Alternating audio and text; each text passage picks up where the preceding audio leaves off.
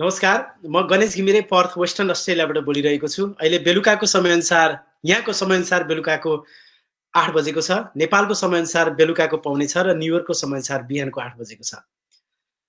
मैले केही हप्ताबाट गत हप्ताबाट मैले अन्तर्राष्ट्रिय नेपाली साहित्य समाजको पेज भन्दा पनि फरक eNepalies.com यो अमेरिकाबाट वाशिंगटन डीसीमा बाट सञ्चालित पत्रिका हो र usnepalnews.com यो अस्ट्रेलियाको सिडनीबाट सञ्चालित दुईटा पेजहरूबाट साहित्यिक गतिविधि स्रष्टासित 60 मिनेट भनेर विशेष गरी अहिले चाहिँ नेपालका स्थापित साहित्यकारहरू र उपल्लो दर्जाका साहित्यकारहरूलाई लिएर हामी भलाकुसारी गर्दै कविताहरू सुन्छौँ।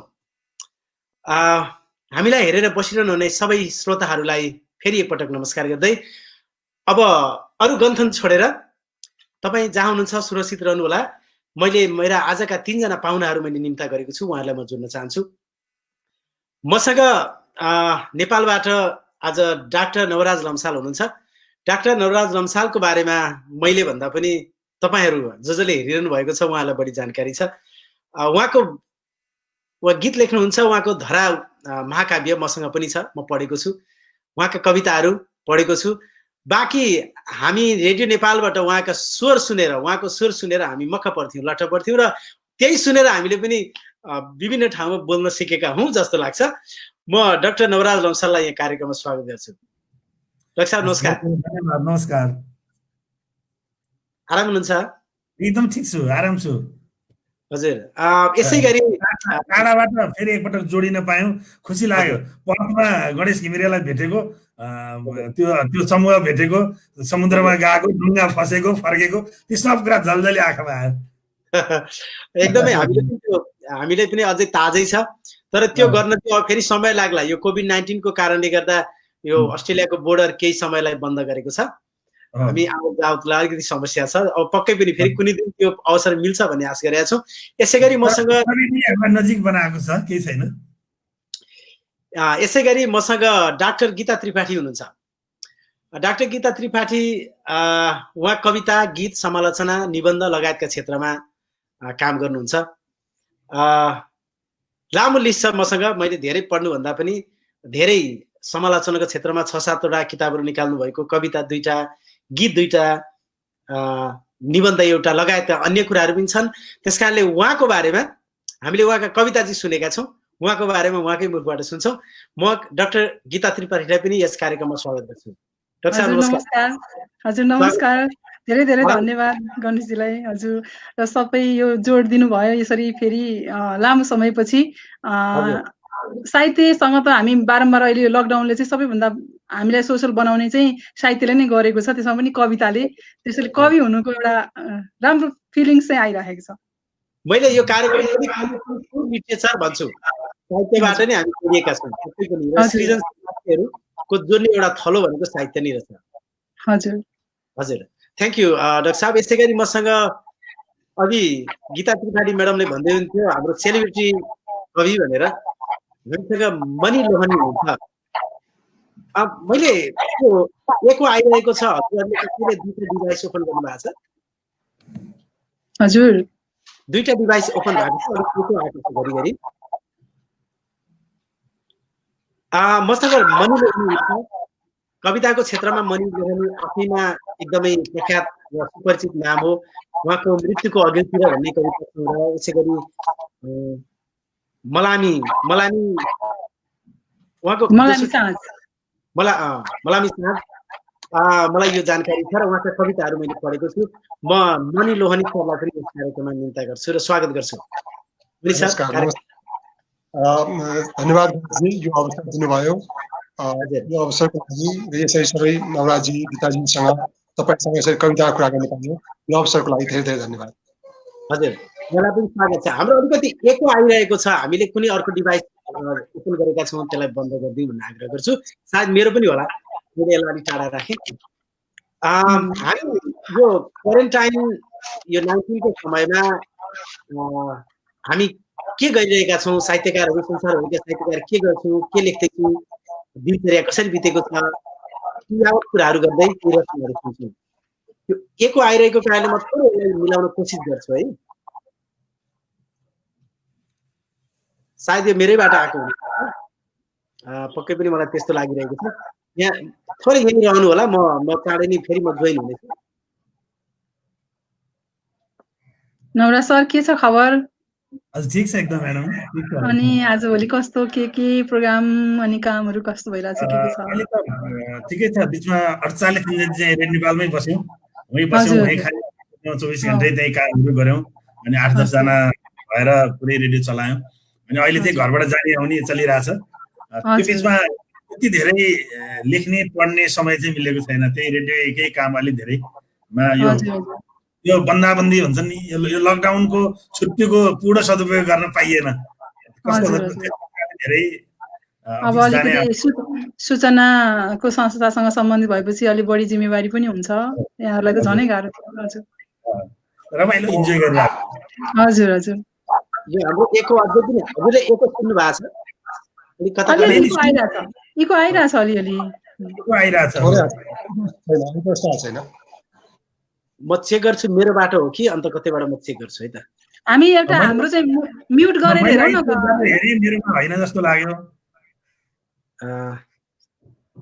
अहिले एको आएको छ अहिले आएको छैन ठिक छ बीचमा जताबाट आउँछ हामी त्यसलाई म्यानेज गरौँला फेरि पनि यो थोरै समस्या यो प्राविधिक गडबडी हो हामी सिक्दैछौँ हामीले यो अन्तर्राष्ट्रिय यो ineplease.com र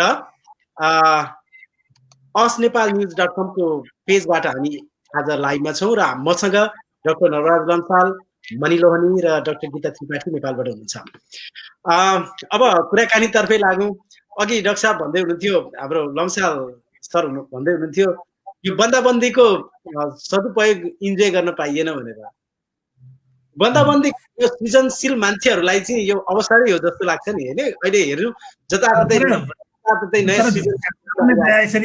यसरी सामाजिक सञ्जालहरूमा साथीहरूसँग भेट हुने कविताहरू पढ्ने साहित्यको बहस गर्ने कुराहरू गर्न पाइनौँ तर एउटा मजा चाहिँ के हो भने रेडियोमा सबै खाले जस्तो बिहान 6 बजेको समाचारपछि अखबार आउँथ्यो अनि अखबारहरू छापिन छोडेपछि त्यो बेला धर्म संस्कृति ज्ञान विज्ञान इतिहासको सन्दर्भमा प्रतिष्ठित पुराना संस्थाहरूसँग रेगुलर इन्टरभ्यू गरेँ झन् 80-90 जना पाकाहरूसँग इन्टरभ्यू गरेपछि 20 मिनटको इन्टरभ्यू एकजना वरिष्ठ मान्छेसँग गरे तेजेश्वर बाबु गङ्गासँग राजेन्द्र विमलसँग तुलसी दिवससँग सत्यमोहन जोशीसँग माधव घिमिरेसँग अनि नजरुल हुसनसँग होइन डाक्टर भक्त राईसँग डाक्टर खम्बुसँग त्यसरी इन्टरभ्यू गर्दाखेरि चाहिँ एउटा किताब पढे जस्तै मजा हुनेछ राति पूर्णिमा भनेर 10 देखि 11 पुराना गीतहरूसँग खेलेँ न्युज पढेँ सबै गरेँ त्यो हिसाबले चाहिँ मैले पुनः समाजका प्रतिष्ठित मान्छेहरूसँग जोडिन पाएँ एकदमै धेरै सदुपयोग गरेँ तर पढ्ने र पढाउने हुन्छ नि आफ्नो लेख्ने कुरामा चाहिँ म अलिक पछि नै परेँ तर एउटा कुरा फाइदा भयो गणेशजी मलाई महिनाको 1-2 किताब किनेर घरमा ल्याएन भने नि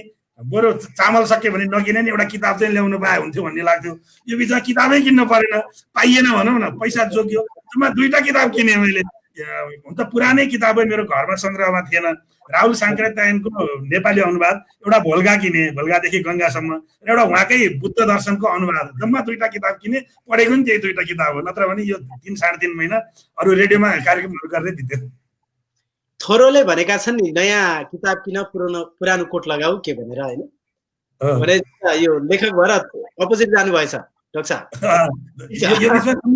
यतिका दिनमा जम्मा 2टा नयाँ किताब किने अरू किनिएन त्यसको अर्थ हाम्रो अर्थतन्त्र पनि अलिक कमजोर भयो किताबमा व्यवसायीहरू जोगाउने बाटो के छ भने पसलहरू बन्द थिए भन्न पाइन्छ मिठो यसै गरी मणि लोहनी सर तपाईको कस्तो रह्यो बन्दाबन्दी यो लकडाउनको समय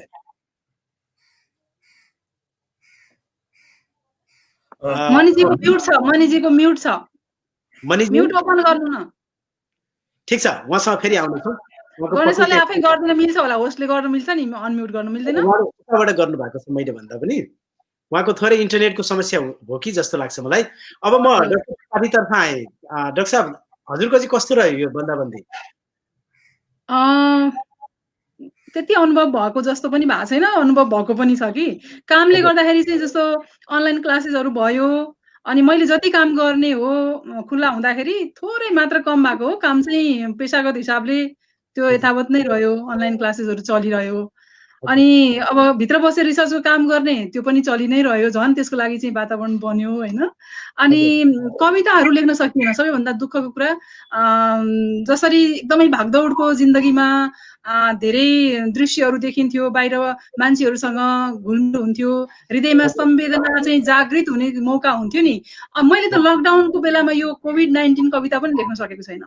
यहाँ धेरै कविहरूले लेख्नुभयो, फेसबुकको भित्तामा हेरियो होइन, पढियो, केही कविताहरूले छोयो, केही कविता पनि बनेनन्, अलिकति दुःख चाहिँ धेरै बने होइन। दुःखका कुरालाई पनि स्वीकार्न त स्वीकार्यो, दुःखको बेला तर कवितै भनेर चाहिँ स्वीकार्न अलिकति सकिएन पनि, त्यस्ता कविताहरू पनि आए। तर मैले त त्यति पनि सकिनँ भनेपछि संवेदनाको तह अत्यन्त गहिरोमा गएको हो कि संवेदना भन्ने कुरा नै शून्य भएको हो कि यो एक किसिमको अन्य जस्तो भयो। तर कामको लागि चाहिँ जस्तो आफ्नो डक्टरको हिसाबले काम गर्ने चाहिँ भइरह्यो, तर गीता त्रिपाठी कविको हिसाबले, लेखकको हिसाबले चाहिँ अलिकति कमै भयो। कविको हिसाबले पक्कै पनि यो सबै एकैचोटि हुन पनि सक्दैन। यो फेरि यो इको आउन सुरु भएको छ। यो लकडाउनमा तपाईँले भने जस्तै यो कविहरूलाई पनि एकदम पीडा हुँदा मात्रै पनि, समय फुर्सद हुँदा मात्रै पनि कविता फुर्छ भन्ने कुरो होइन रहेछ, किनभने त्यसको लागि समयको सँगसँगै त्यो वातावरण पनि चाहिन्छ साँच्चै नै। अब यसै गरी लोनी सर, मणि सर, यहाँको चाहिँ कस्तो रह्यो लकडाउन? लकडाउनको अनुभव भने सुरुको 15 दिनदेखि म मिडियामा पनि काम गर्ने थालेँ होइन, टेलिभिजनमा म काम गर्ने थालेँ, समाचार धेरै कुराहरू चाहिँ डर हुँदा पनि काममा रहनु पर्यो, ठुलो समस्या भयो। त्यो बाहेक सरको आवाज अलिकति त्यो काटिएर आएको छ। हजुर, सुन्नु भएको छ? हामीलाई सुन्नु भएको छ? श्रोताहरूलाई म भन्छु यसो कमेन्ट गरिदिनु न, आवाज काटिएर आएको छ। मणिजीको आवाज अलिकति इको आइरहेछ, बढी काटेर जस्तो। मणि सर एकचोटि तपाईँ आउट भएर पनि भइदिनु भने म आग्रह गर्छु, त्यो भयो भने अलिक सजिलो हुन्छ होला, कहिलेकाहीँ त्यसले पनि काम गर्छ। फेरि मणि सर जोडिनु हुनेछ। डाक्टर साहब, अब तपाईँ मिडियाकर्मी पनि यसरी अघि भने जस्तै हामीले कता कता एकचोटि एक खालको त्यो व्यस्त जीवन पनि देखिनुहुन्थ्यो, निकै नै त्यही बस्नुहुन्थ्यो, रेडियो नेपालमा बस्नुभयो। यस्तो खालको अनुभव, यो खालको पेन्डेमिक, यो खालको अनुभव पहिले थियो, यस्तै नभए पनि यो पेन्डेमिकको यो अवस्था नभए पनि अरू कुनै कठिनाइ जसले गर्दा लेख्न गर्न अलिक गाह्रो हुने, आफ्नो मनको कुरा खोल्न नपाउने, हिँडुल गर्न नपाउने, जस्तो अलिकति स्वतन्त्रताको कुरा त्यस्तो थियो योभन्दा अगाडि? बडा मिठो कुरा गर्नुभयो। जिन्दगी यस्तो धेरै भागदौडमा बितेछ कि फर्केर हेर्दाखेरि बडा अनौठो लाग्छ। गणेशजी भन्दाखेरि चाहिँ अलि फुर्के जस्तो पनि हुन्छ होला। बिचको यो आज मलाई पहिलोचोटि गीता म्याडम भन्न नि मन लाग्यो, बिचको यो 12-15 वर्ष चाहिँ यस्तो पट्टी बाँधेको घोडा जस्तो जिन्दगी भएछ कि म 10 देखि 5 रेड नेपालमा काम गर्थेँ। 5 भने 5ैमा निस्किनु मिल्दैन थियो, 5:30 तिर निस्किन्थेँ। अनि बेलुका म बीबीसी नेपाली सेवामा जान्थेँ, 10 वर्ष मैले त्यहाँ काम गरेँ, झन्डै 10 वर्ष। अनि बेलुका झन्डै 10:30-11 सम्म त्यहीँ बस्थेँ। अनि फर्केर भोलिपल्ट बिहान फेरि म 8 बजे उठेर के गरेर 9 बजे घरबाट ननिस्क्यो भने 10 बजे अफिस पुग्दैन थिएँ। राति 12 देखि बिहान 8 बजेसम्मको 8 घण्टा समय मसँग हुन्थ्यो। गणेशजी सुन्दा अनौठो लाग्छ होला। त्यतिखेर म मात्र 2 घण्टा सुत्थेँ र 6 घण्टा म राति पढ्थेँ र लेख्थेँ। मैले त्यही कालखण्डमा 450 पेजको धारा त्यही बेला सकेको हो, 380 पेजको कर्ण त्यही बेला सकेको हो, पिएचडीको थेसिस त्यही बेला सकेको हो। म बिहे व्रतबन्ध आफन्तकोमा नगई नहुने ठाउँभन्दा बाहेक पिकनिक, पार्टी, भोज भतेर आफन्तकामा कहीँ गइन, कुनै साँझ कुनै साथीसँग बसेर कफी खाइन, म कसै गएर फर्मल भन्दा अनफर्मल भेटिन, पट्टी बाँधा घोडा जस्तो 15 वर्ष यस्तो रुड जिन्दगी बाँचेँ। 2 घण्टा चाहिँ मैले सुतेँ, बाँकी अरू चाहिँ काम मात्रै गरेँ। 15 वर्षपछि अहिले फर्किँदाखेरि समाजको सबै मान्छे चिन्दछु, सबैले मलाई चिन्नुहुन्छ, तर मेरो अन्तरङ्ग सम्बन्ध यो 15-18 वर्ष कसैसँग बसेर मैले 1 कप कफी खाएको रहन्छु, कसैसँग बसेर मैले 1 कप चिया खाएको रहन्छु, कसैसँग चौरमा बसेर बदम र कालो चिया खाएर रहन्छु, कसैसँग रुने हाँस्ने कुरा गरेकै रहन्छु। साथी सबै मेरा हुन्, तर कोही मेरा होइन जस्तो क्या। सोसाइटीमा म एक्लै पो छु कि जस्तो चाहिँ भएको रहेछ। र तपाईँले भन्नुभएको त्यसरी जिन्दगी यसरी आएको पनि एउटा अनुभव छ मलाई। र अर्को कुरा, यो पेन्डेमिकको यो अहिलेको जस्तो अनुभव नभए नि भूकम्पको बेलामा चाहिँ हामी 24 घण्टा जसरी अहिले म 48 दिन नेपालमै सुतेँ, भैँमा गुन्द्री ओछ्याएर त्यहीँ खाएँ, त्यहीँ सुतेँ, त्यहीँ बसेँ। मैले 24 घण्टा जे सक्थेँ रेडियोमा गरेँ। भूकम्पको बेला पनि हामीले रातभरि त्यहीँ बसेर अनि बाहिर फिल्डहरूमा गएर ठाउँहरूबाट लाइभ गरेर यही खालको दुःख चाहिँ, दुःख नभनौँ, अवसर भनौँ त्यसलाई, भूकम्पको बेला गरेका थियौँ। अहिले कोभिड-19 को अवसरमा गऱ्यौँ अनि रमाइलो लाग्छ। यसरी जाँदाखेरि मैले रेडियोमा सुतेको 48 दिन, अन्तिम दिन त्यो सकेर झोला झुन्डा बोकेर घर आउनु दिन त 48 दिन कसरी बितेछ भन्ने पनि लागेको थियो क्या। बडा रमाइलोसँग बित्दो रहेछ। साथै यो एउटा अनुभव पनि हो, एउटा सृजनशील मान्छेहरूको लागि यो एउटा यस्तो अवसर हो जसले केही लेख्नको लागि पनि के एउटा अनुभव त हो लेखाइ भनेको पनि। पक्कै पनि यसको बारेमा हामी बिस्तारै लेख्दै जाउँला। अब डाक्टर साहब भने आउला। मनिष सर, थोरै त्यो प्राविधिक कारणले होला अघि छुट्नु भएको थियो। अघि कुरा गर्दै थियौँ, कस्तो रह्यो यहाँको यो पेन्डेमिक पिरियड चाहिँ कस्तो रहिरहेको छ? मैले भनिहालेँ सुरुमै पनि, जस्तो मेरो घरमा चाहिँ मेरो आफ्नै छोरी सानी उमेरको 5 वर्ष लागेकी छोरी, अनि 80 को नजिक रहनुभएको बुवा होइन। अनि त्यसपछि अलि यो अप्ठ्यारो, अब यो फेरि के भनिएको थियो सुरुमा भने कोभिड-19 चाहिँ अलिक बालबच्चालाई र वृद्धहरूलाई अलिक बढी आक्रमण गर्न सक्छ भनिएको थियो, त्यो अवस्था। अनि मिडियामा काम गर्नु पर्ने कारणले हरेक दिन घरबाट बाहिर निक्लिनुपर्ने अवस्था, यी सब एक किसिमको पीडा चाहिँ थियो नै। सुरुमा त अलिक बढी आत्तिएको अवस्था पनि थियो। तर अब काम गर्दै गएपछि एकपछि अर्को समाचारहरू हेर्दै गएपछि अलिकति आत्मबल पनि बढ्दै गयो र जीवन अलिकति बिस्तारै सहज पनि हुँदै गयो।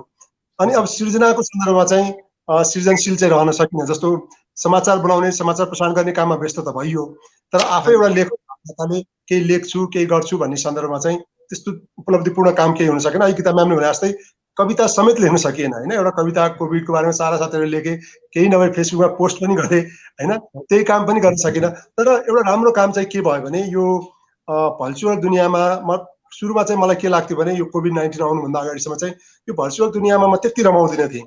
म चाहिँ मान्छे भेट्नै पर्छ, गफै गर्नुपर्छ होइन। नजिक यहीँ काठमाडौँमा भएको एकान्त कुनामा भएको साथीले चाहिँ मेसेन्जरमा कुरा गरिरहेको छ, त्योभन्दा बरु फोनमै गर्ने होइन, भेट्ने चिया खाने नि भने जस्तो लाग्थ्यो। तर भर्चुअल दुनियाँ पनि सहज रहेछ। जसरी तपाईँसँग अहिले गफ भयो, हामी यसरी कुरा गरौँ, यो भर्चुअल दुनियाँको महत्त्व चाहिँ अलिक बढी मलाई बुझायो कि यो बिचमा भने जस्तो लाग्छ म आफूलाई चाहिँ, र त्यसपछि अलिकति अभ्यस्त पनि बनायो कि भन्ने लाग्छ। र त्यो बाहेक अघि नवराज सरले भने जस्तै यसलाई अवसरको रूपमा लिएर अगाडि बढ्ने कि पोस्ट कोभिड चाहिँ अब यस्तो हुन्छ कि भन्ने अवसरहरू, त्यसबारेमा डिस्कसहरू गर्नको लागि चाहिँ एउटा अवसर पनि हो कि भन्ने लाग्छ मलाई।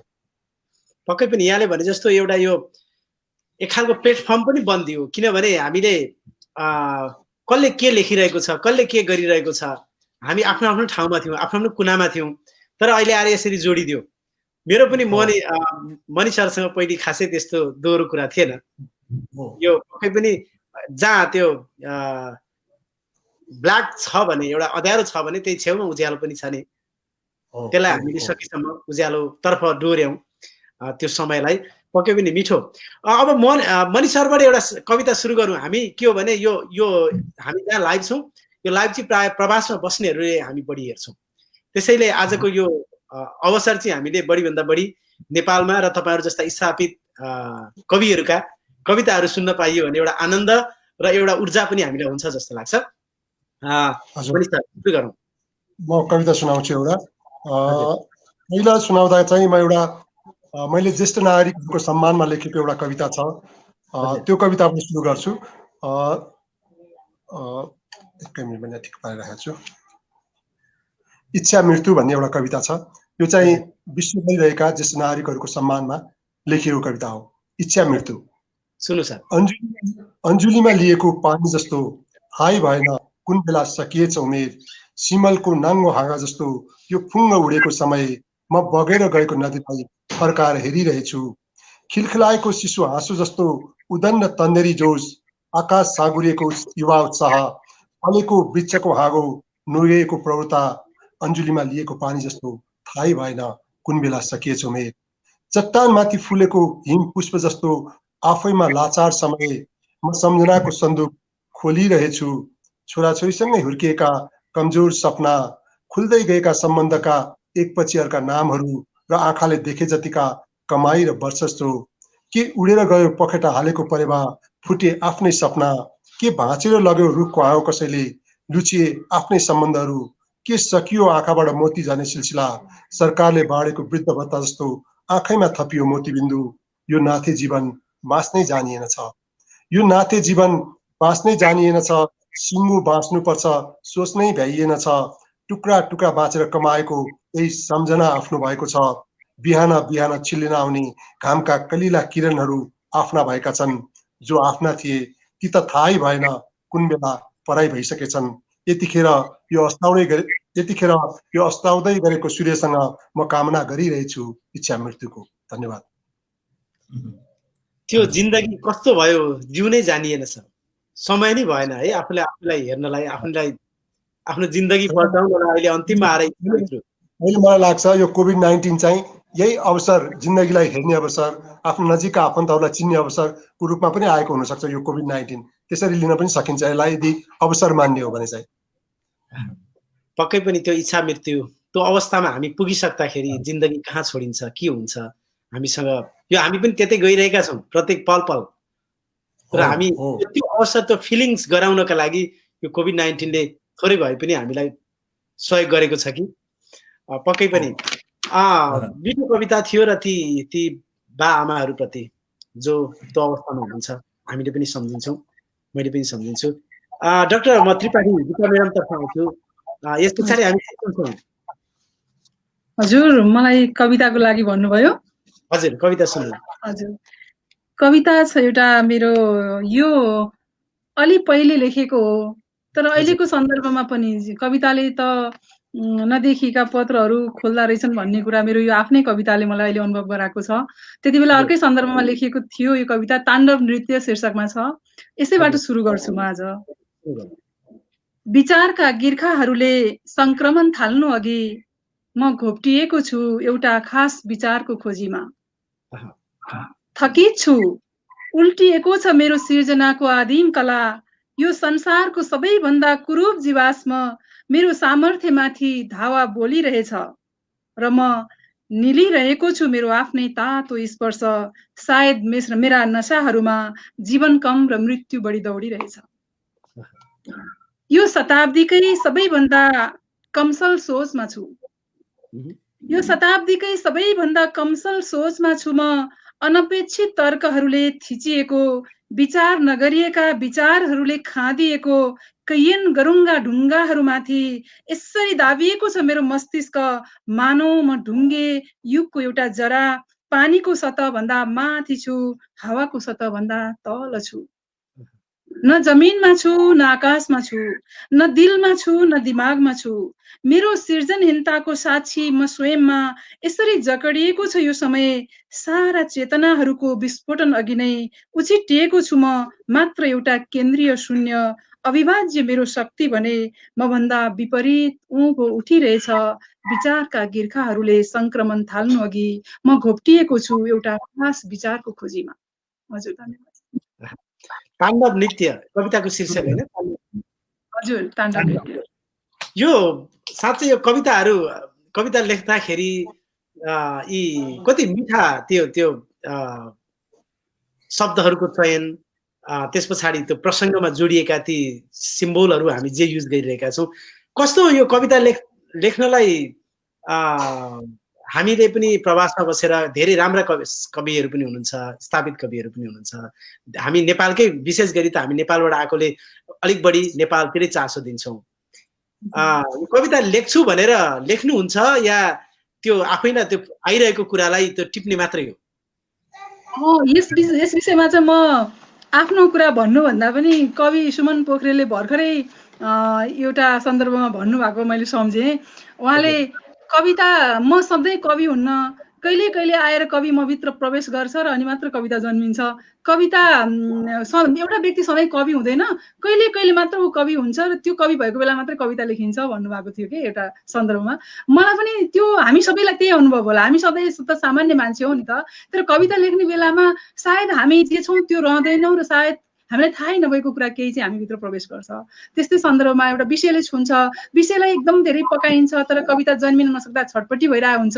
तर बिस्तारै बिस्तारै जब कविताहरू शब्दमा ओर्लिन थाल्छन्, त्यो क्षणमा पुग्दा चाहिँ हामीभित्र सामान्य हामी चाहिँ हुँदैन रहेछौँ। हामी चाहिँ कविता भएर हिँडेका हुन्छौँ र एउटा कविता लेखिसकेपछि त त्यो त तपाईँ भन्दा पनि त्यो त पब्लिक हुन्छ होइन? सबैले त्यसलाई वाच गरेका हुन्छन्, पढेका हुन्छन्। साँच्चै नै कहिलेकाहीँ एउटै कविताले पनि मान्छे त्यो कविलाई स्थापित गरिदिएको छ। त्यो वर्षौंसम्म मर्दैन कविता, तर कसैका सयौं कविता भयो भने पनि त्यो हराइरहेका हुन्छन्। र पक्कै पनि जब त्यो कविता कविभित्र पस्छ, त्यो कवि मन चाहिँ कवि मान्छेभित्र पस्छ, त्यतिखेरको कविता साँच्चै नै स्ट्रङ हुन्छ होला जस्तो लाग्यो यहाँको कुरा सुन्दा। मिठो कविता थियो गीता त्रिपाठीजीको। अब यस पछाडि म डाक्टर नवराज लम्सालतर्फ आउँछु। उहाँ चाहिँ अलिक बढी, उहाँका छन्द र गद्य दुइटै, छन्द र मैले पद्य दुइटै कविताहरू पढेको छु। अब आज के सुन्छौँ डाक्टर साहब? पहिलो कविता म एउटा गद्य कविता नै सुनाउँछु। हजुर। अघि म्याडमले भन्नुभएको कस्तो राम्रो लाग्यो मलाई, पोखरेलजीको सन्दर्भ दिनुभयो। एउटै हरफमा के छ भने कहीँ यस्तो सन्दर्भमा यस्तो कविता सुनाउनु, कविता लेख्नु, यस्तो लेख्नु भन्ने आग्रह पनि हुन्छ नि। आग्रहका लागि लेख्छौँ। आज म कविता लेख्छु भनेर बसेर लेख्ने दिनको कविता भन्दा कहिलेकाहीँ त्यो विषयले हिर्काएर रन थन्नेर आफै लेखिन्छ नि, त्यो कविता चाहिँ बेजोड हुन्छ। त्यो आफै भित्रबाट आयो भने चाहिँ त्यो कविता हुन्छ। अब म कवि बन्छु र कविता लेख्छु भन्यो भने चाहिँ बर्बाद हुन्छ। र एउटा सुन्दा अलि नमिठो जस्तो पनि सुन्नेला, हामी चाहिँ एउटा हाम्रो संसारमा के छ म जान्दिनँ विश्व साहित्यको कुरा, हामी घटना घटेपछि घटनालाई पछ्याएर कविता लेख्न थाल्छौँ, त्यस कारण अलिकति कमजोर छ। अनि घटना मात्र नै हो कवितामा आउने त, तर कविता लेखेपछि कविताभित्र घटना आफै आयो भने चाहिँ त्यो दमदार हुन्छ जस्तो लाग्छ। जब बाढी आउँछ अनि बाढीका कविता, पहिरो आउँछ पहिरोको कविता, कोभिड आउँछ कोभिडको कविता, भूकम्प जान्छ भूकम्पको कविता, त्यो घटना केन्द्रित भइयो क्या। अनि त्यो कहिलेकाहीँ अघि म्याडमले भन्नुभयो धेरै पहिला लेखेको कविता हो, अहिले पनि सान्दर्भिक लाग्छ भन्नुभयो नि। मलाई लाग्छ 15 वर्षपछि पढ्दा तपाईँले अर्को नयाँ अर्थ र एङ्गल भेट्नुहुन्छ नि, त्यो अर्को घटनासँग मिल्न सक्छ। त्यस कारणले हामी घटना केन्द्रित र विषय केन्द्रित ज्यादा भएर हाम्रो कविता कमजोर भएको छ कि जस्तो पनि लाग्छ। अलि बढी पाण्डित्य देखियो भने चाहिँ क्षमा पाऊँ। होइन एकदमै कहिलेकाहीँ हामी एकदम सहिर्दै टिम भएको हुनाले लागेको कुरा ट्वाक्क भनिहालेको। नवराजजीले भनेको ठाउँमा एउटा लाइन थप्छु। साँच्चै नै अहिले पछिल्लो समय हामी अलिकति कविता लेख्नको लागि कविता लेखिरहेछौँ, केही मानिसहरू केही साथीहरू। त्यस कारणले अब गीता म्यामलाई यसमा अझ बढी आइडिया होला, अलि बढी अकविताको भिडहरू चाहिँ जम्मा भइरहेछ कि अथवा अकविताहरूले चाहिँ बढी चर्चा पाइरहेछ कि भन्ने चाहिँ यो अर्थमा मलाई मेल खान्छ जस्तो लाग्छ कि। जस्तो कविले चाहिँ अहिले सुमनजीको प्रसङ्ग दिएर भने जस्तै जब भित्र कोही एउटा चिज जसले कविता लेख्न उद्वेलित बनाउँछ अथवा कविता लेख्ने बेला जे एउटा प्रवेश गर्छ र कविता लेखिन्छ, त्यो कविता चाहिँ साँच्चीकै त्यसै चिरकालको लागि पनि त्यो प्रिय रहन सक्छ। तर कुनै विषयमाथि केन्द्रित रहेर अथवा कुनै सन्दर्भमा लेखेर बलजफ्ती लेखेको कविताले चाहिँ त्यसले लामो समय त्यसले समयलाई अथवा मान्छेलाई समाउँछ जस्तो मलाई लाग्दैन। पक्कै पनि हो, पक्कै पनि। डाक्टर साहब के सुन्छौँ हामी नवराज सरसँग मैले आग्रह गरेको छु, हामी कुन कविता सुन्छौँ सर? नवराज सरको नेटमा समस्या आयो कि क्या हो? हजुर, अब फेरि अहिले उहाँ जोडिए पछाडि फेरि सुन्नेछौँ। फेरि मणि सरतर्फै आउँ।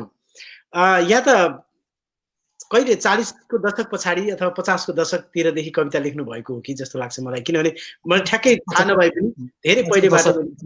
हजुर, कविता हजुर, त्यो बेलाका लेख्दै गरेको त्यतिखेरको द्वन्द्व थियो देशमा, त्यतिखेरको परिवेश फरक थियो, टेक्नोलोजी अलिक हामी पछाडि थियौँ टेक्नोलोजीमा।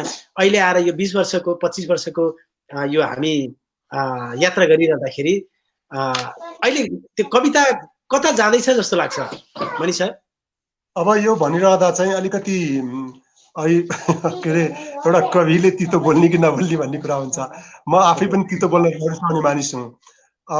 कविता चाहिँ सम्पूर्ण चराचर जगतको हितमा लेखिनुपर्छ कि त्यसको लागि लेखियो भने त्यो कविता हो।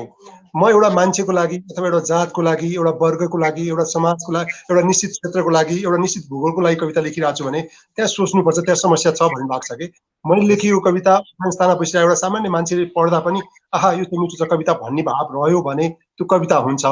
र कविता चाहिँ सर्वकालिक सर्वव्यापक हुनुपर्छ भन्ने मान्यता राख्छु। तर अहिले पछिल्लो समय हामी कविताकै नाममा हामी केही निश्चित जातको लागि, केही निश्चित वर्गको लागि, केही निश्चित समाजको लागि पो कविता लेखिरहेछौँ, केही निश्चित उद्देश्यको लागि पो कविता लेखिरहेछौँ कि भन्ने लाग्छ। मैले भनेको के भने म मात्र बाँच्नु भएन कि कुनै एउटा कमिला पनि मर्नु भएन भन्ने आशय पो हुनु पर्यो त। म गोराहरू चाहिँ बाँच्नु पर्यो, काला मर्नु पर्यो, अथवा कालाहरू बाँच्नु पर्यो, गोरा मर्नु पर्यो, यो त तर्क भने यो चाहिँ कविताले यसरी नबोक्दै हुन्थ्यो भन्ने लाग्छ। र अहिले पछिल्लो समय केही कविताहरू त्यसरी पो आइरह हुन् कि भनेर मलाई अलिक थोरै दुःख पनि लाग्छ। अलिकति कविता नै चाहिँ कम लेखिएको छ कि भन्न बाध्य छु अहिले म हिजो आज, त्यस्तो लाग्छ। Thank you. साँच्चै नि त्यो अहिले अहिले हामी यो तपाईँले भनेको कुरा समय सान्दर्भिक हो कि कता कता हाम्रो त्यो फिल पनि हुन्छ, त्यो फिल गरेका छौँ। अब भने कविता सुनौँ मणि सर। हस्, म एउटा सुनाउँछु। धर्मध्वनि भन्ने कविता छ। यो मेरो सङ्ग मृत्युको अघिल्तिमा पनि छ यो कविता। धर्मध्वनि, त्यो कविता म सुनाउँछु। नभएको भए मानिस कहाँ हुन्थ्यो होलान् ईश्वरहरू, नभएको भए मानिस कहाँ हुन्थ्यो होलान् ईश्वरहरू, घण्टको सुमधुर ध्वनिसँगै मुस्कुराएको हुनुपर्छ भगवान। शङ्ख मुर्चुम्बा यो चम्मर र बिनायो देवता पुलकित भएको हुनुपर्छ। प्रार्थनाका शब्द र फुलका गुच्छाहरूले आह्लादित भएको हुनुपर्छ ईश्वर। नवाजको आवाजसँगै देशमा खुसी भएको हुनुपर्छ अल्लाह। त्यो कपाल काटेकी कलिली केटीले बाइबल पढेको देख्यौ, पक्कै पनि यसो दमदास हुनुपर्छ यतिखेर। भजनमा मग्न हार्मोनियम, प्रौढ हात र तालीहरू, सितारमा साटिएका सुकुमारी औँलाहरू, तबलामा नाचिरहेका निर्दोष हत्केलाहरू, ध्यानस्थ मानिस र भजनसँगै झुमिरहेका यी सौन्दर्यशाली महिलाहरू देखेर पक्कै पनि गम्किएको हुनुपर्छ ईश्वर। नभएको भए मानिस कहाँ हुन्थ्यो होला ईश्वरहरू। म 21औं शताब्दीको फलैचामा बसेर गुनगुनाइरहेछु धर्मध्वनि। ईश्वरले बनाए मानिस या मानिसले हुर्काइरहेछ आफूभित्र ईश्वरहरू। के मानिस आफैमा सङ्लो र सक्षम हुन सक्दैन? म सोचिरहेछु मानुस आफू छोइटिएर जोगाइरहेछ ईश्वर। नभएको भए मानिस के सम्भव छ ईश्वरको अस्तित्व? धन्यवाद। नभएको भए मानिस के सम्भव छ ईश्वरको अस्तित्व? साँच्चै नि मान्छेले नि भगवान बनाएको होला, अथवा यसको कसरी सिर्जना भयो यो आफ्नो ठाउँमा छ। तर हामीले कहिलेकाहीँ त आफैलाई पनि भगवान ठान्छौँ नि, होइन मणि सर? हो, समस्या नै त्यही हो। जस्तो हामीले जब आफूलाई मानिसबाट अर्को रूपमा देख्न थाल्छौँ, त्यसपछि समाजमा अलिकति असर पर्ने, समाज त्यसले बिग्रिने हो नि त। त्यस कारणले मानिस मानिसकै दर्जामा रह्यो र सबैलाई मानिसकै व्यवहार गर्यो भने सायद यति धेरै अप्ठ्यारो, यति धेरै असहज हुँदैन थियो होला समाज। पक्कै पनि मिठो कविता थियो यो। अब यस पछाडि म गीता त्रिपाठीज्यूतर्फ आउँछु। उहाँले हामीलाई अर्को के कविता सुनाउनुहुन्छ? हजुर, नवराज सरको छन्द कविता या गद्य कविता सुन्ने रहर थियो। फेरि प्रविधिले यो एउटा चाहिँ हामीलाई कहिले कहिले नचाहँदै अन्याय गर्छ, होइन? यो एउटा कमी चाहिँ छ। प्रत्यक्ष हुनुको मजा त्यही हो मणि सर, यो होइन? प्रत्यक्ष नहुँदाखेरि यो समस्या चाहिँ झेल्नुपर्छ। तर पनि अब ठिकै छ, अहिले जोडिनुहुन्छ होला। उहाँको पालोमा म आफू प्रस्तुत हुन्छु। अब पालो सर्दै गयो। हजुर, मैले एउटा कविता, यो पछिल्लो समय यो एकदम नयाँ कविता हो। नवराज सर म सुनाउँछु अनि हजुरलाई सुन्छौँ है। फेरि अब सुरु गरिहाल्यौँ कि रोकौँ? हजुर सुनाउनुहोस्। गीताजी सुनाउनुहोस् अनि त्यसपछि नवराजजी सुनाउनुहुन्छ। हजुर, यो मेरो लकडाउन सुरु हुनुभन्दा सायद सँगसँगै यो जुन सन्दर्भ भयो, यो बलात्कारीहरूलाई चाहिँ फाँसी दियो। त्यो फाँसी दिएको, बिहान फाँसी दियो भारतमा। मैले साँझसम्मको मेरो एकदमै तरल संवेदना, मैले त्यसलाई बिसाउनै सकिनँ, निद्रा पनि लागेन। र मैले जब राति यो कविता लेखिसकेँ, बल्ल मलाई अलिकति त्यो पीडालाई कविताले प्रतिस्थापित गर्दैन। र पनि मैले कोसिस गरेको एउटा कविता, एउटा विश्वासको मृत्यु शीर्षकमा छ। भर्खर दिएको छ फाँसी उसलाई र उर्लिरहेछ उल्लास चारैतिर। भर्खर दिएको छ फाँसी उसलाई र उर्लिरहेछ उल्लास चारैतिर। आफ्नो प्रतीक्षित मृत्यु भन्दा 100 गुणा भयङ्कर रहेछ ऊ। मेरा आँखाको ओझेलमा सोच्दै नसोचेको त्रास रहेछ। कहीँ नअटाउन यो हिंसक चरित्र मेरो कोखको सबैभन्दा स्निग्ध अनुभूति थियो। सोधिरहेछु यस बेला आफैलाई म, कसरी जन्मिएछ मेरो कोमलताबाट यस्तो क्रूर त्रासदी। सम्झन्छु ऊ जन्मदा पनि उत्सव नै भएथ्यो, यसरी नै बाँडिए थियो मिठाई। मृत्यु उत्सव मनाइरहेको भिडबीच निरपेक्ष यो गुलियो झैँ किन सक्दैन तटस्थ भइदिन मेरो हृदय। तुवालो जस्तै उठिरहेछन् अतीतका सम्झनाहरू। सपना जस्तो एउटा सत्यलाई कोख दिएर यथार्थमा ल्याएथे, काख दिएर ममताले हुर्काएथे। सकेसम्मका उज्यालाहरू खोजेर उसैमाथि खन्याइरहेथे, चम्किलो ज्योति बनाऊ भनेथे। तर मैले सोच्दै नसोचेको अन्धकार बोकेर हिँड्दै रहेछौ त। मेरो छेद हृदयले प्रश्न गरिरहेछ मलाई यस बेला, त्यही प्रश्न सोध्न चाहन्थे म फाँसीमा चढ्दै गरेको आफ्नै छोरालाई, तेरो मृत्युको यो भयावह उत्सवमा शरीक हुन अब म कुन अवतार लिउँ? सोध्न चाहन्छु म सृष्टिकर्तालाई, हरेक घात आघातमा विकल्प खोजी बस्ने यो आमाको मनभित्र मातृत्व चाहिँ सधैँ निर्विकल्प रहिरहन्छ। पक्कै पनि आमाको मन त निर्विकल्प नि होला नि। यसलाई कि सिर्जना संसारको सृष्टि गर्ने कोही त्यस्तो ममता होला, आमा होला जसले यो सिर्जना गर्यो, कि अर्को त आमा नै हो जसले उहाँसँग मात्रै त अधिकार छ कि जस्तो लाग्छ। मिठो कविता थियो गीताजीको, हामीले इन्जोय गरिरहेको। मिठो भन्दा पनि यो कविताको चोटले सुनाउँदा पनि रन थनिन्छु कि म, त्यस कारणले यो कविताको बारेमा म केही बोल्न सक्दिनँ। साँच्चै नै आमाहरू पनि म पनि कविता लेख्छु आमाको बारेमा, तर यस्तो लेख्दै जाँदाखेरि कहिलेकाहीँ आफ्नै कविता मैले पढ्दाखेरि अलिक फरक फिलिङ्स भएको जस्तो लाग्छ। ती आमाहरू हजुर सर, मैले भने नवराज सरको मकै भुट्ने आमाको गीत होइन, अनि आमाको पल्टाभरिको खाजा खाँदै लेख्नु गीत र यो मेरो विषयमा लेखिनु आमाको कवितामा धेरै फरक छ। त्यस कारणले मैले यो अब भने हामीलाई श्रोताहरूले हामीलाई जसले हेरेर बसिरहनु भएको छ, उहाँले कमेन्ट गरिरहनु भएको छ। यतिखेर त्यस पछाडि म डाक्टर लम्सालतर्फ आउँछु। विदुर सापकोटाले सिडनीबाट हेरिरहनु भएको छ, सबैलाई नमस्ते भन्नुभएको छ। यसरी सीता भट्टराईले गीताजीको यो अति नै संवेदनशील कविता वाचन गर्नुभयो भन्नुभएको छ। भद्र पराजुलीले नेपालबाट उहाँले पनि हामीलाई सम्झिनु भएको छ। यसै गरी पुछार गरे, उहाँ कतारमा बस्नुहुन्छ, उहाँ पनि राम्रो कविता लेख्नुहुन्छ। मैले योभन्दा अगाडि हामीले उहाँका कविता पनि यस कार्यक्रम मार्फत सुनेका थियौँ। उहाँले भन्नुभएको छ, मेरो प्रश्न कविहरूले अरबप्रति कहिल्यै सकारात्मक दृष्टिकोण किन बनाउन सकेनन्? समाज उठेन कि कविको दृष्टिकोण पनि उठेन भन्नुभएको छ। यो चाहिँ म तिनैजना कविहरूबाट अहिले कुनै समयमा यसको उत्तर म अपेक्षा गर्छु। यसै गरी हामीलाई टोकियोबाट शैलेन्द्र पुडासेनीले हेरिरहनु भएको छ, त्यस्तै सबि श्रेष्ठले हुनुहुन्छ, मोहन चापाङ्गेले हेरिरहनु भएको छ।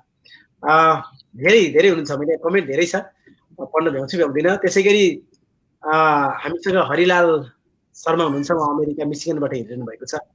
यस्तै तीर्थ सङ्गम राई, उहाँ कतारमा बस्नुहुन्छ, उहाँ रेगिस्तानी कवि पनि भन्छौँ हामीलाई। उहाँ साँच्चै नै त्यो क्षेत्रबाट एउटा सशक्त कवि हो।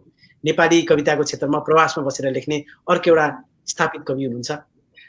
यसै गरी सविता गजुरेल पुडासेनीले जापानबाट हेरिरहनु भएको छ। टिका वास्तोला हुनुहुन्छ, उहाँले हामीलाई हेरिरहनु भएको छ। यो कमेन्टको माध्यम मात्रै पढिरहेको छु, हामीलाई हेर्न त अरू धेरैभन्दा धेरै हाम्रा आज हामीलाई मन पराउने साहित्यिक मनहरू हुनुहुन्छ। म अहिले यी नामहरू पढ्दै जानेछु। यतिखेर भने म डाक्टर लम्सालतर्फ आउँछु। हामी अघि गीता म्याडमले भने जस्तै हामी त्यही मकै भुट्ने आमाको गीत सुन्छौँ कि अरू केही सुन्छौँ? पहिले म सुनाउँछु, त्यो मलाई पुरै थाहै मात्रै भने मैले अघि एकछिन बत्ती गएर म कहाँ र म सम्पर्कबाट बाहिर भएँ, म डराइरहेको थिएँ फेरि जोडिन पाउँछु कि पाउँदिनँ भनेर, तर बत्ती आयो, जोडिन पाएँ। एउटा अलि पहिलाको यो मेरो कविता सङ्ग्रह क्रमशः एक्लै एउटा कविता सुनाउँछु, ढुङ्गा र एकमुठी माटो। गोठको गाई साउलाई बुझाएर धेरै भयो नदी किनारामा ढुङ्गा दुहुन थालेको। मैले छोएर हो कि नदी र ढुङ्गाको दोस्ती फाटेर हो नदीको पानी ढुङ्गा नछोई बग्न थालेको छ। भन समय के मान्छेको भागमा कठोरता मात्रै बाँकी छ हो। बगर पनि ढुङ्गा हो र माटोलाई काँधमा बोकेर बग्ने नदीलाई आड दिने पनि ढुङ्गा हो। ढुङ्गामै उठ्छ पहाडको सिरानी र बेसीको जग। चन्द्रमा पुगेर आउनेले पनि ढुङ्गा नै ल्याएका हुन् कोसेली पापा। मसँग गाई किनेर लानेले पनि बिहानै त्यही गाईको दुध चढाउँछ शिलापत्रमा। मेरो छाती पनि ढुङ्गा हुन्छ बेला बेला, तिर्खाएको बेला मेरो भागमा किन पर्दैन एक अन्जुली सफा पानी। भन समय मान्छे हुनु भनेको ढुङ्गा हुनु भन्दा पनि खराब हो र? नदीसँग भेल पनि छ, नदीसँग छाल पनि छ। ढुङ्गाले थिच्दा घाइते भएको पानी पीडाले उफ्रिन्छ र पानीमै खस्छ। पानीमा माझी पनि खस्छन् बेला बेला। ढुङ्गा घोप्टिएको पनि सुनेको छु जब समाचार पढ्न थाल्छु अखबारमा। योजना आयोग पनि ढुङ्गा भए चाहिँ लाग्छ। भूकम्पले भत्किएको विद्यालय, तुइन चुडिएको पुल र वडा अध्यक्षको रुन्चे भाषण सुनेपछि हरेक प्रधानमन्त्रीको मुख पनि ढुङ्गै जस्तो लाग्छ। भन समय के शासक हुनु भनेको मान्छे कम र ढुङ्गा ज्यादा हुनु हो? उडेको हवाई जहाज पहाडी पत्थरमा ठोकिएको देखेको छु। सपनाहरू आँसु भएर तकियामा खसे झैँ डालीबाट चुडिएको फूल र अस्पतालमा जन्मदै गरेका नानीहरू त्रस्त छन् ढुङ्गादेखि। आमाहरू छाती छोपेर दौडिरहेछन् सडकमा। तर तिनकै शरीरमा कम देख्छु समयका वस्त्रहरू। बाटैभरि हिँडेका मान्छेहरू पनि ढुङ्गा जस्तै नाङ्गै देख्छु त अचेल किन होला? भन समय, म आफै ढुङ्गा भएको हो कि तिमी रूप फेरेर आफै ढुङ्गा भइरहेछौ? दिउँसै देख्ने सपना बेचेर धेरै भयो सुख किन्न हिँडेको। मैले सुख नचिनेर हो कि सुखले मलाई नचिनेर हो? सपनाहरूको जन्ती र सपनाहरूकै मलामी भएको छु अचेल। समयको ढुङ्गामाथि बसेर मेरो गाईले जस्तै दुध दिने एउटा कुनै नदी पर्खिरहेछु। भन समय, संसार सबै ढुङ्गा मात्रै भयो भने त ढुङ्गा अडिने एकमुठी माटो कहाँबाट ल्याउँछौ? धन्यवाद। हुन चाहिँ के रहेछ यो सम्पूर्ण संसार यो ढुङ्गै हुँदै गएको हो। मान्छे पनि त्यस्तै, ती वडाध्यक्षका कुरा ल्याउनु भयो त्यो पनि ढुङ्गै जस्तो लाग्छ। ती देश चलाउने कुर्सीमा बस्ने मान्छे पनि झन् त्यो त अझ दलसिन ढुङ्गा भन्ने हुन्छ नि, कडा ढुङ्गा जस्तो हुन्छ। गणेशजी, समाज अलि धेरै आदर्शमा बाँच्छ। तपाईँ पर्दामा आदर्शमा बोलेको देख्नुहुन्छ, अक्षरहरूमा आदर्श लेखेको देख्नुहुन्छ, भाषणहरूमा आदर्श देख्नुहुन्छ। तर लेखे जस्तो बोल्ने र बोले जस्तो व्यवहार गर्ने मान्छेहरू चाहिँ कम भेटिन्छन्। मलाई 36 वर्षमा काठमाडौँ बसेको, काठमाडौँलाई सलाम छ, मलाई काठमाडौँले धेरै चिज दियो र दिँदाखेरि एउटा दिएको चिज के भने, मैले अघि नै भने 12-15 वर्ष त मान्छेहरूको सँग जागिर चाहिँ भिडलाई सम्बोधन गर्ने छ। तर म धेरै साथीहरूको सम्पर्क भन्दा बाहिर औपचारिक आफ्नो जिन्दगी भन्दा बाहेक म भित्रै हराइरहेँ। 2 घण्टा सुतेँ, अरू काम गरेँ भने नि आज खुलस्त।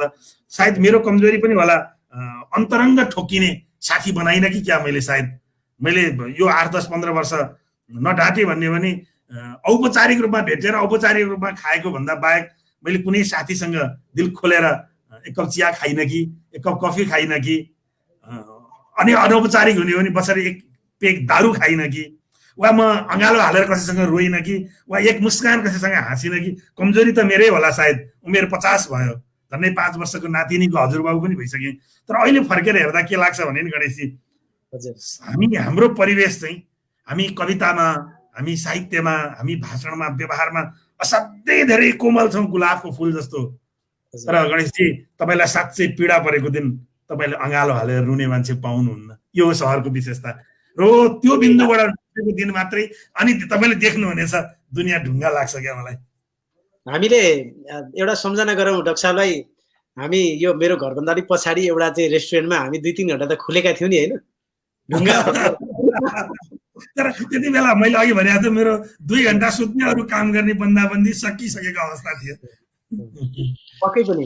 अब मनिष सरतर्फ आउँछु। अहिले हाम्रो डाक्टर लम्सालको लागि छन्द कविता भनेर केही फरमाइसहरू आएको छ, पक्कै पनि सुन्छौँ हामी। मनिष सर, साँच्चै के रहेछ यो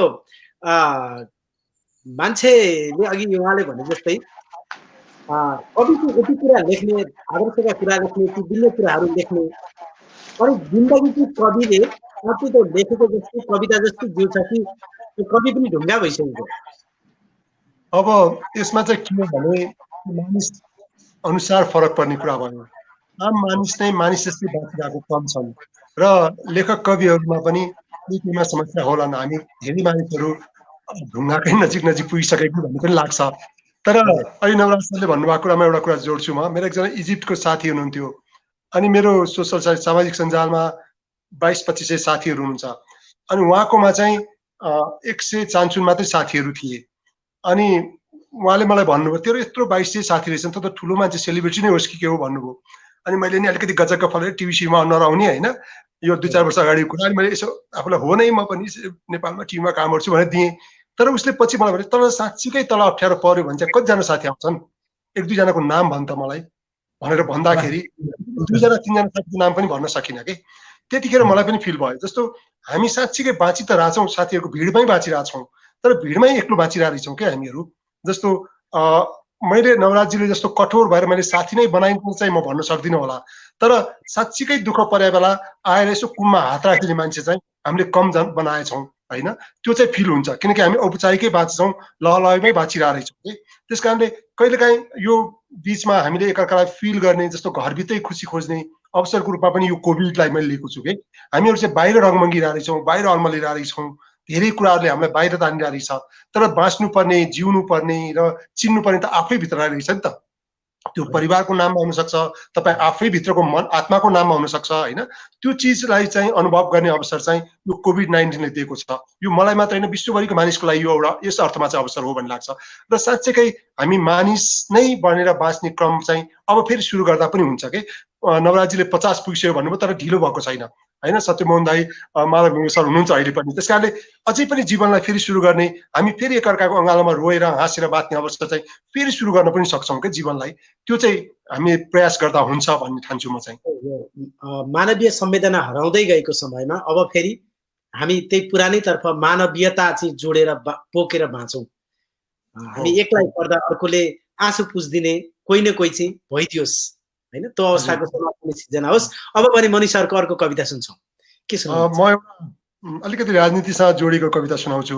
मलाई धेरै साथीहरूको र विशेष गरी अहिले पछिल्लो समय यो किताब निक्लिसकेपछि आएको 2-4 समीक्षामा पनि पोलिटिकल कविता चाहिँ तैँले नलेख भन्ने टाइपको सुझावहरू आएको छ होइन। तैँले प्रेमकै कविता लेख, जीवनकै कविता लेख भन्ने साथीहरू हुन्छ। तर एउटा यो पोलिटिकलसँग जोडेको, राजनीतिसँग जोडेको सानो एउटा कविता सुनाउँछु। गणतन्त्र नेपाल कविताको शीर्षक। गणतन्त्र नेपाल। मानिसहरू अझै उस्तै छन् जस्तो पहिला थिए, मानिसहरू अझै उस्तै छन् जस्तो पहिला थिए, हस्तरेखा जस्तो आफैमा टाँसिएको गरिबी, कुवा झैँ खोबिल्टा परेका आँखामा हुर्किएको सपना, प्रत्येक पल मरिरहेका तिनै सपनाहरूसँग शोकगीत गाइरहेका छापामार शैलीको आवेग वा तिमीले बोकेर हिँडेका शक्तिपीठहरूको आक्रोश, मानिसहरू अझै उस्तै छन् जस्तो पहिला थिए। स्कुल त्यही हो जहाँ अहिले पनि मारिन्छन् शिक्षकहरू, बालकहरूले गाउने राष्ट्रगान खोसेर तिम्रो भक्तिगीत राखिँदैमा, तिम्रै स्तुति घोकेर हरियो रुख जस्ता सैनिकहरू उभिँदैमा, भाँचेर कलम पत्रकारहरू मुगलान भाँसिँदैमा, प्रोफेसरको ओखरे गिदी भुटेर स्कच पिलाउँदै सिद्धान्त भट्याउँदैमा, कहाँ फेरियो खै समय, तर तिमी डिङ हाँकिरहेछौ नयाँ नेपालको, मानिसहरू अझै उस्तै छन् जस्तो पहिला थिए। औँलाको नङमा आलै छ मतदानको चोट, शहीदको रगत जस्तै सभासदहरूको निधारको रातो अबिर र छातीमा टल्किएको सुनौलो ब्याज, च्यातिएका घोषणा पत्रहरू, बल्दा बल्दै निभाइएका टायर र त्यसबाट उडिरहेको धुवा, यत्रतत्र भेटिन्छन् सडक पेटीहरूमा भर्खरै फालेको निरङ्कुशताका अवशेष र अधिनायकवादका जुत्ताहरू, फेरि पनि उस्तै छन्, भिन्नै भएकै कहाँ छ र आम दुःखको पहाड, केही भिन्न छैन। गणतन्त्र नेपालमा सबै उस्तै छन्, उस्तै नै छन्, फरक यति हो हामीले फालेको 250 वर्ष पुरानो मूर्तिको ठाउँमा तिम्रो मूर्ति बनाइरहेछन् कालीगढहरू। धन्यवाद। पुरानो ठाउँमा बडा सुन्दर, बडा सुन्दर। पुरानो ठाउँमा नयाँ कुरा चाहिँ राखियो तर त्यसको रूप रङ इच्छा आकांक्षा उस्तै भइदियो। हजुर, अहिले हामी अब भन्दाखेरि अलि निर्ममै सुनिन्छ, फेरि अहिले त यो विचार सिचार के कुराहरू छन्। मलाई चाहिँ मान्छे नै हुनुपर्छ, मानवीय नै हुनुपर्छ भन्ने लाग्छ। यो विचारहरू चाहिँ पछि आएर थोपरिएको हो। तपाईँ हामी मनले बाँच्यौँ भने चाहिँ अलिक सहज हुन्छ भन्ने लाग्छ। एउटा मूर्ति, एउटा चिज थियो हामीलाई दुःख दिइरहेको, त्यो चिज त फाल्यौँ, तर त्यस्तै चिजहरू चाहिँ धेरै राखिरहेको छौँ कि हामीले दुःखै दिने चिज भन्ने लाग्छ। यसो भनिरहँदा म आफू लोकतान्त्रिक मान्छे नै हो, प्रजातान्त्रिक मान्छे नै हो, तर पनि अब प्रजातान्त्रिक मान्छे भएर पनि प्रजातन्त्रको नाममा आएका मानिसहरू चाहिँ गलत तान्यो कि हामीले भन्ने लाग्छ। कहिलेकाहीँ दुःख लाग्छ त्यो कुराले। साँच्चै अलिक बढी तपाईँले भनेको यो राजनीतिक कविले त राजनीति पनि लेख्नुपर्छ, नभए कसले लेख्ने? सचेत आएन भन्छ साथीहरू, तेरो राजनीति भन्ने जीवनका कवितै राम्रो छन् भन्ने यो समीक्षाहरू आएको पढेर मैले त्यति भनेको, अहिले त्यो आधारमा भनेको पनि। साँच्चै त्यो त्यही ठाउँमा नयाँ पुरानो मूर्ति फालेर नयाँ मूर्ति मात्रै बनाइरहेका छन् कालीगढहरू। तर त्यसको इच्छा चाहिँ, त्यसको मन चाहिँ फेरिएन, स्वरूप फेरियो, उसको जिउडाल मांसपेशीहरू चाहिँ फरक फरक खालका अझ तन्दुरुस्त फेरिए, तर त्यसको मनको ठाउँमा चाहिँ त्यो पुरानै खालको मन राखिन्छ। आशा गरौँ यो चाँडै परिवर्तन होस्। गीता म्याडम, यो कविताहरू लेख्दाखेरि उहाँले भन्नुभयो नि, त चाहिँ तेरो कविता चाहिँ यो सामाजिक संवेदना भएकै कविता मिठा छन्, राजनीति किन लेख्छस् भन्ने खालका कुराहरू उहाँलाई साथीहरूले भन्दाखेरि कविताको कविहरूले बढी कुन क्षेत्रका कविता बढी सफल हुन्छन् र लेख्नुपर्ने कुन क्षेत्र चाहिँ अलिक बढी संवेदनशील हो जस्तो लाग्छ? कविहरूले उठान चाहिँ कुन बढी क्षेत्र गर्दा बेटर हुन्छ जस्तो यहाँलाई लाग्छ? म यसरी यही नै भनेर त भन्न सक्ने स्थितिमा छैन, किनभने मैले पनि कविता यस कारणले कविता लेख भनेर कविता लेख्न सुरु गरेको होइन। जुन बेला कविता के हो थाहा नै थिएन, कविता लेखिसकिएछ कि होइन, त्यसरी सुरु भएको। अरू पनि सायद त्यो एउटा संवेदना बिउजिन्छ कुनै पनि विषयले, कहाँ कतिखेर कुन स्थितिमा त्यो मनको अवस्था कस्तो भएको बेलामा लेखिन्छ। तर एउटै कुरा हो कि कविहरू, कमसेकम कविहरू चाहिँ जे बोल्छन्, जस्तो जिन्दगी बाँच्छन्, भ्रम नलेखुन् क्या, होइन? संवेदना भन्ने कुरा भन्दा बाहिर निस्केपछि कवि पनि एउटा मान्छे हो। त्यो कवि मैले एउटा तपाईँलाई यहाँ रिक्वेस्ट गर्न चाहे। अघि भन्नुभयो नि, म कविता लेख्दै कतिखेर लेखेको थिएँ, कवि भइसकेछु थाहा भएन।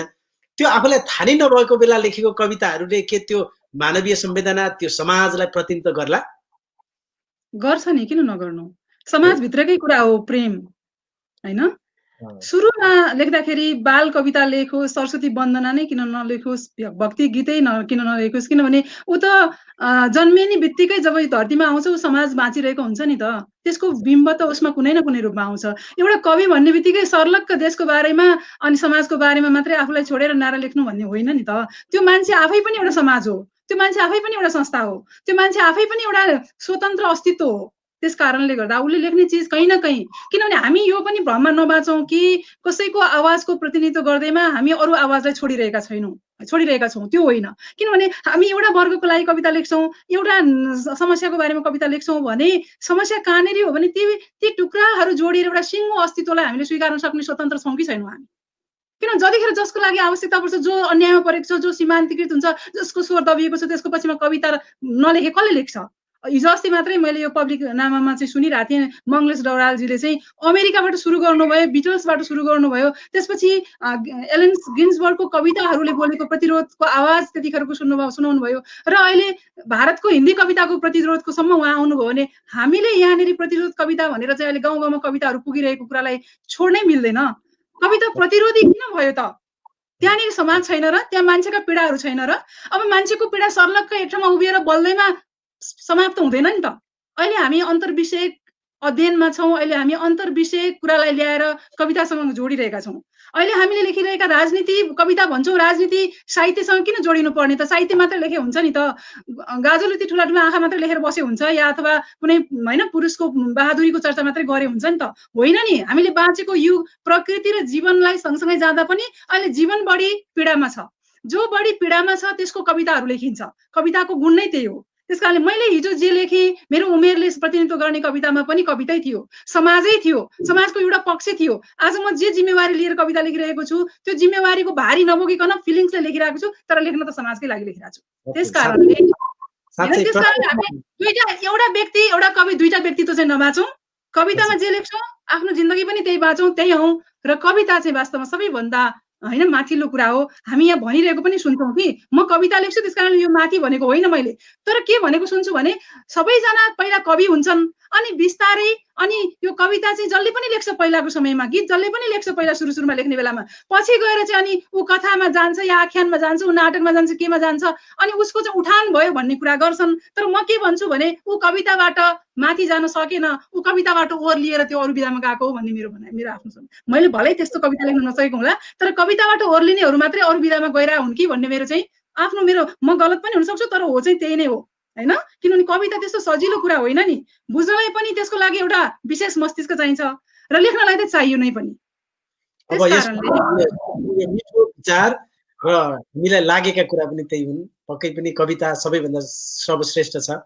कविता लेख्दैमा लेखिन्छ, तर कविता अहिले नै हेर्नुहोस् न, तपाईँ हामीलाई कविता र गीतले जति अरूले जोडेको छ, यो त साँच्चै सोसल कुरा त कविता रहेछ नि त। सोसाइटीको आवाज लय त कविता रहेछ नि त, होइन? त्यसैले पहिला जसले पनि कविता लेख्छ, अहिले चाहिँ म योमा गएँ भन्ने घमण्ड चाहिँ कसैले नगरोस् भन्ने चाहिँ मेरो कमसेकम यति आग्रह सबैलाई। हामीहरू सबैलाई जसले त्यो घमण्ड गरिरहेका छौँ।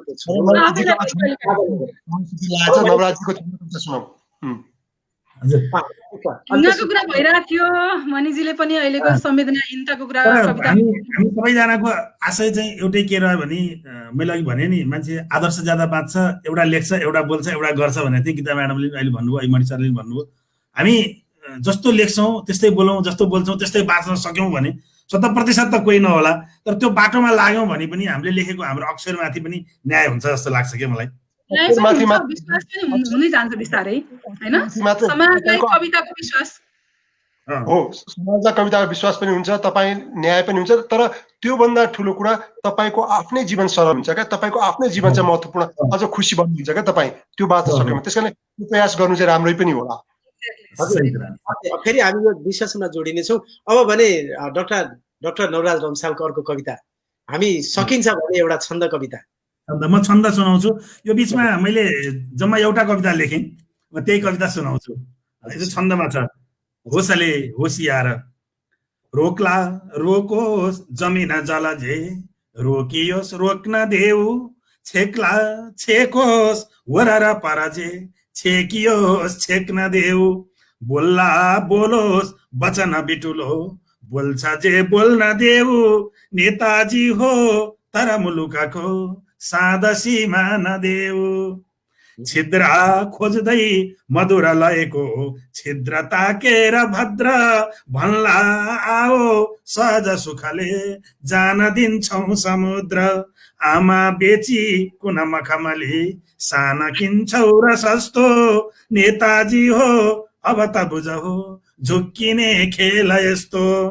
काला पानी कलकल नदी कलकलाई बगे हो, टिस्टा खोला सलसल सधैँ सलबलाई बगे हो।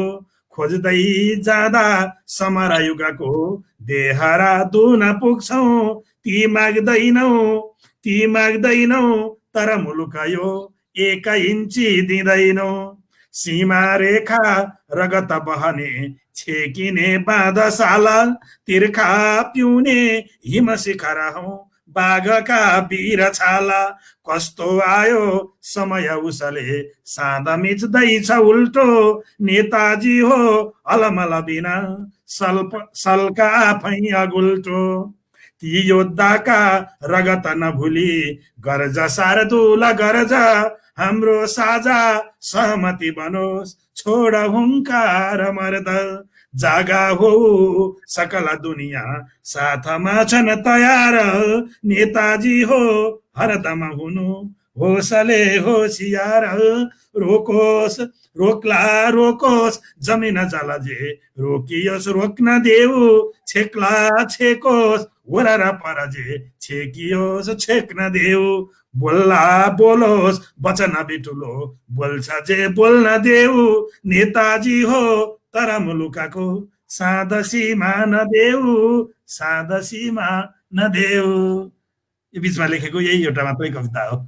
यतिखेर देश कता कता दुखिरहेको जस्तो पनि लाग्छ, सिमानाका कुराहरू आएका छन्। अहिले पक्कै पनि नेपालले पनि त्यो आफ्नो सिमानालाई अलिक बढाएको छ, अलिकति आफ्नो नक्सामा पारेको छ।